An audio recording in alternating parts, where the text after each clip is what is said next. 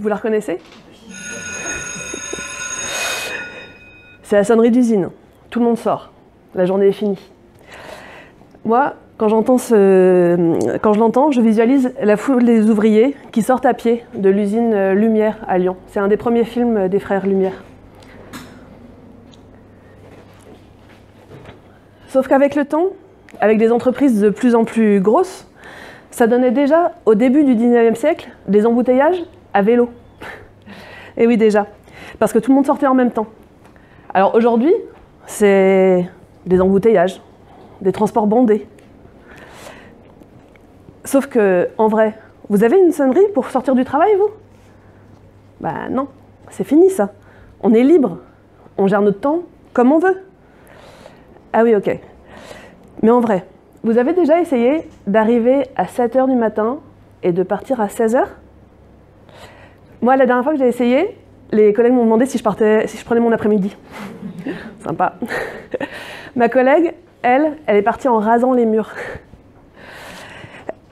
Et oui, on est libre, mais pas tant que ça. Il y a le regard des autres, les habitudes, les conventions, plus ou moins tacites, le présentéisme à la française. Alors moi, bien sûr, j'avais une bonne excuse. Je faisais une expérimentation. Parce que je travaille au bureau des temps, et au bureau des temps, on s'intéresse justement, on réfléchit à la meilleure manière d'organiser les temps de tous à l'échelle d'un territoire. Alors, concrètement, ça veut dire quoi? Par exemple, on va s'assurer que si vous êtes convoqué pour une formation à 8 h à Buroscope, la garderie est ouverte suffisamment tôt pour vous permettre de déposer vos enfants le matin avant de partir et qu'un bus va vous permettre de vous y emmener si c'est votre chéri qui a pris la voiture ce jour-là. Alors bien sûr, avec la diversification des rythmes de vie, je ne vous garantis pas d'avoir une réponse à toutes les situations personnelles, mais en tout cas, on essaye à l'échelle du territoire. Un deuxième exemple. On a repensé les horaires de travail des agents d'entretien de la ville. Avant, elles travaillaient tôt le matin et tard le soir. Je dis elles parce que ce sont souvent des femmes. Et ces horaires étaient complètement incompatibles avec leur vie personnelle. Et du coup, il y avait beaucoup d'absentéisme, beaucoup de turnover dans les équipes. Désormais, elles travaillent en journée. Elles sont connues, reconnues, leur travail est respecté. Et on a même constaté une baisse de l'absentéisme et une meilleure productivité. Donc finalement, en écoutant leurs besoins, c'est l'entreprise qui s'est retrouvée gagnante. C'est pas mal ça.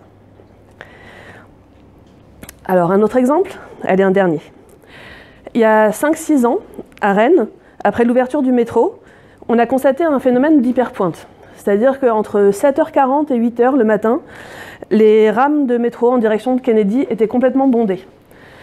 Alors on a creusé un petit peu, puis on s'est rendu compte que c'était surtout les étudiants qui étaient tous dans le métro à la même heure pour arriver en cours à 8 h 15. Et dans un premier temps, quand on est allé voir l'université de Rennes 2, ils nous ont dit « Ah mais c'est pas notre problème, c'est votre problème, c'est le problème de Keolis. Il n'y a qu'à rajouter des rames, il n'y a qu'à les faire passer plus souvent. » Sauf qu'en fait, ces solutions, ça se chiffre en millions d'euros, donc en impôts, pour vous, pour nous. Et en plus, on sait qu'en augmentant les infrastructures, on ne fait que courir après la demande, qui, elle, augmente toujours. Alors finalement, après de nombreux échanges, Rennes 2 a pris conscience de l'intérêt de jouer collectif. Ils ont accepté de décaler les horaires de cours d'1 quart d'heure. 1 quart d'heure, ça a l'air de rien, mais ça a permis d'écréter la pointe. Avant c'était comme ça, maintenant c'est comme ça. Et ça a permis de faire baisser la charge des rames de métro de 17% sur l'heure de pointe. Un petit quart d'heure, 17% de baisse de charge des métros. Alors bien sûr, Rennes 2 a fait un effort important pour revoir tous ces emplois du temps. Mais ils y ont aussi gagné. Il y a moins de stress pour les étudiants et pour les salariés. Ils gagnent en confort, en qualité de transport. Il y a moins de fatigue, moins de retard en cours et une meilleure visibilité et attractivité pour l'université. Alors, vous me voyez venir. il y a les transports bondés, on en a parlé tout à l'heure, et on n'a qu'à décaler les horaires. Et puis hop, ça roule. Alors pourquoi ne pas faire la même chose avec les entreprises? Pourquoi ne pas faire la même chose à la Palmeraie? On peut imaginer par exemple les cuisines raison à 7h, Système 7h30, Etiam 8h, Fidèle 8h30, Sense & Co 9h, Mind the Gap 10h, 11h. Et hop, plus de bouchons. Allez, ça coince. Ah oui, c'est vrai, on est libre, on ne veut plus d'horaires contraints. Mais en fait, petite nuance, qui est libre dans l'histoire? En France, il y a encore à peu près 60% des salariés qui ont des horaires imposés. Les profs, les infirmiers, les vendeurs.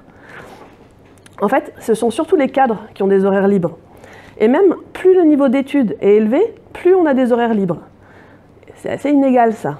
Au bureau des temps, on a un vrai souci d'égalité. Et cette liberté horaire peut parfois se transformer en piège. Si on n'a pas d'horaire fixe, on peut aussi travailler dans le train, travailler le soir chez soi, travailler le week-end. Et du coup, il y a une porosité entre le temps pro et perso qui peut se retourner contre nous. Et on se dit que finalement, les horaires cadrés, c'était pas si mal. Ça permettait de faire une vraie coupure entre le travail et la vie perso. Et puis, finalement, est-ce qu'on est vraiment libre de nos horaires? Même les cadres ne sont pas totalement libres. On l'a dit tout à l'heure, il y a le regard des autres, les habitudes. Dans une enquête qu'on a faite récemment avec Renat Talent, on a vu que 80% des salariés de la zone avaient des horaires libres. Alors là-bas, il y a beaucoup de cadres. Donc 80% qui ont des horaires libres. Et pourtant, 90% disent arriver tous les jours à peu près à la même heure. Alors, et presque tous entre 8h30 et 9h. Alors vous allez me dire, bah, c'est à cause des enfants. Ben non, en fait, ça concerne qu'un salarié sur 3. Alors vous allez me dire, c'est à cause du café, c'est à cause de mon patron, c'est à cause des clients, une réunion.